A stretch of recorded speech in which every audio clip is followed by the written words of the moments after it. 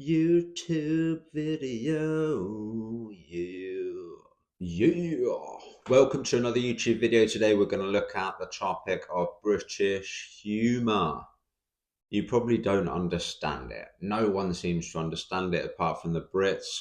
So today we're going to dissect this topic at least a little bit, not in great detail because I'm no expert, but I want to shed some light on the situation so you can start to understand when to laugh, when not to laugh, when we're being serious, when we're joking around.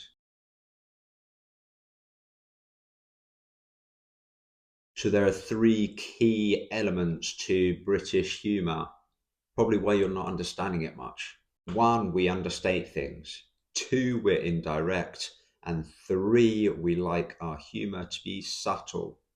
So it's hard to find. The more simple, the more easy it is to understand the joke, kind of the less funny it is for us. So either like our comedy to be indirect, it's not straightforward, or it's kind of hidden in a way, it's a bit more difficult, more subtle to understand. So note something very important.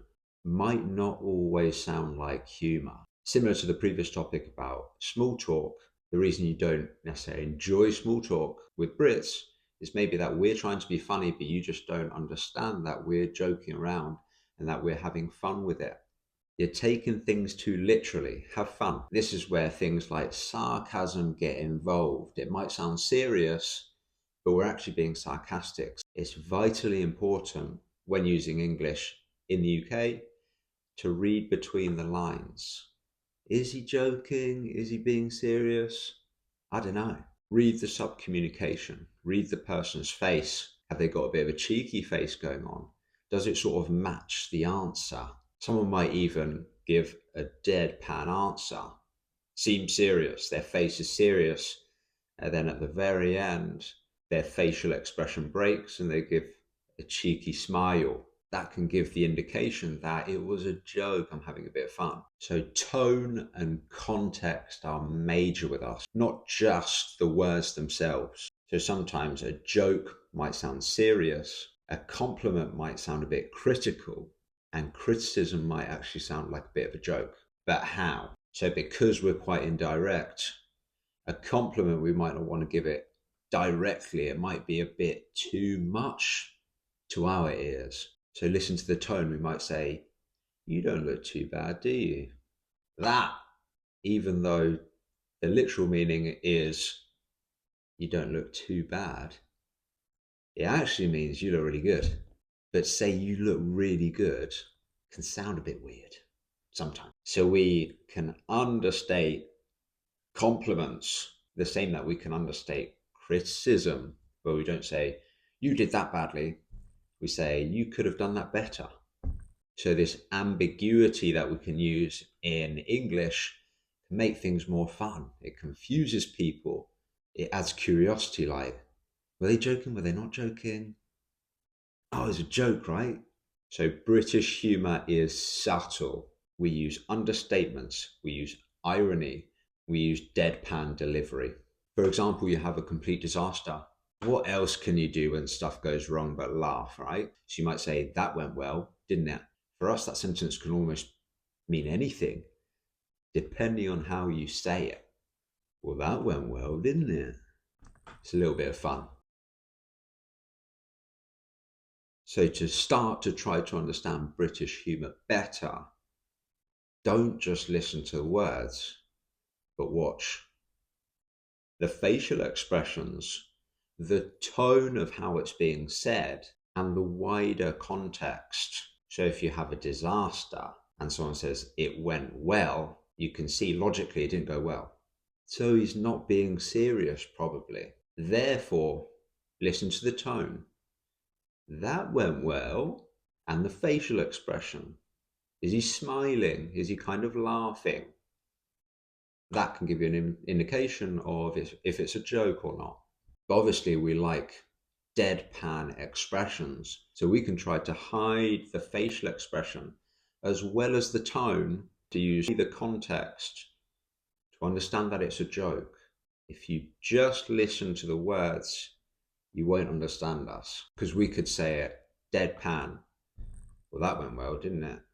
But that might not be completely serious. That might be a bit of a joke. You're understating how a terrible situation didn't go so well. Well, that went well, didn't it? Another part of British humour that comes into play, especially with friends, is teasing. Maybe easier to understand, where context becomes a bigger factor with us. So you might have seen in Reels or TikTok the difference between Brits and Americans, where almost we are more hostile, a lot of us, towards our friends than strangers. For us, that's a sign of closeness because of the social limitations of having to be polite and respectful, especially to strangers and people we don't know well. So with friends, we joke all the time. We use sarcasm all the time, and we playfully exaggerate all the time. We're teasing them, we're having a bit of fun with them. So try to listen out for it. Well, you did that well, didn't you? Well, that went well, didn't it? Where we can go from light teasing, imagine your mate doesn't get a job. You could say, well, that's unfortunate, isn't it? Obviously, it hurts them a little bit, but it's a joke. We're playing with them to try and make light of the situation, not with the intention to hurt them, but the intention to lift their mood, to have a bit of fun.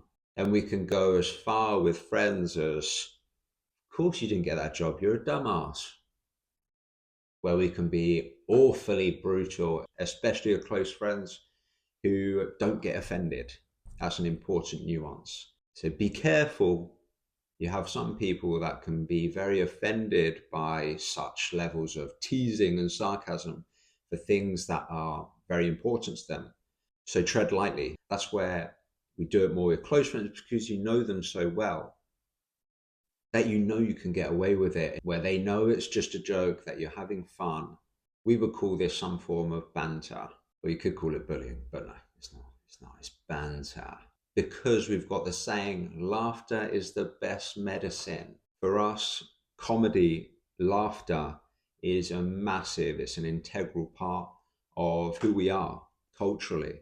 And therefore, the elements of our culture, how we do things, how we say things, how we act, all come into the melting pot that is our comedy, where we understate things, where we're emotionally restrained, and also where we don't always want to be super serious. There are places to be serious, and there are places not to be serious. And lastly, we are very indirect with how we say stuff, and that is kind of how our comedy works. Our comedy is indirect. It's harder to see. It's not in your face. There it is. You have to sort of uncover it. You have to discover it. So how can you start to understand our humor even more? Here are 3 quick tips. 1, don't take things so seriously all the time. Have a bit of fun. Yeah. 2, like I've said, don't expect jokes to be obvious. Think a little. Does it fit into the context? Does it make sense? How is he saying it? What's his facial expression? You've got to do a bit of digging for our jokes. And similarly, you're missing the sarcasm, you're missing the irony. It's not necessarily in the words, it's not even necessarily in the facial expression or the tone. Does it make sense? Why would I be describing a disaster as having gone well? It doesn't make sense. It's maybe a joke.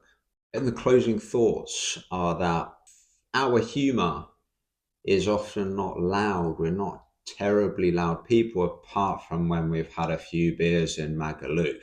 Our humor is typically more subtle and harder to understand for that reason. But you've also got to be ready for the humor. If you're not expecting it to come, if you're not ready for it, and it's not obvious it's there, you're left completely unprepared, and therefore you just don't catch the joke.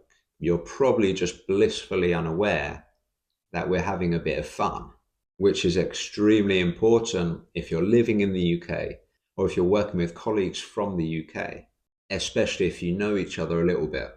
So one major piece of advice that I would give you to help you understand British comedy better is to start consuming British comedy more and paying attention to not just the words, but how people are saying it in terms of their facial expression and in terms of their tone. Because British comedy works quietly. It's almost what's not said as opposed to what's said.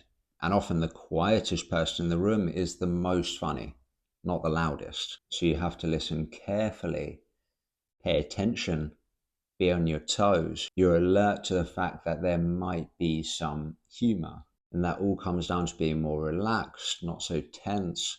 If you're nervous and taking things very literally, very seriously, it's going to be harder to see when someone is joking around and having fun. So always be ready for some humor. And the main way that I would practice this is to watch British comedy, whether it's stand-up comedy or shows that we produced, and just try to find where the jokes are. It's a comedy, so it should be there. Try to find it, try to relax and allow yourself to laugh, and train your brain to understand when the humor comes and in what way. Notice how it happens. So we'll finish it there. If you like the video, subscribe, and obviously like the video, and comment as well. It's always nice to see comments. Do you understand British comedy? When did you start to understand it, or do you still not? Thanks for watching. See you in the next one. Bye.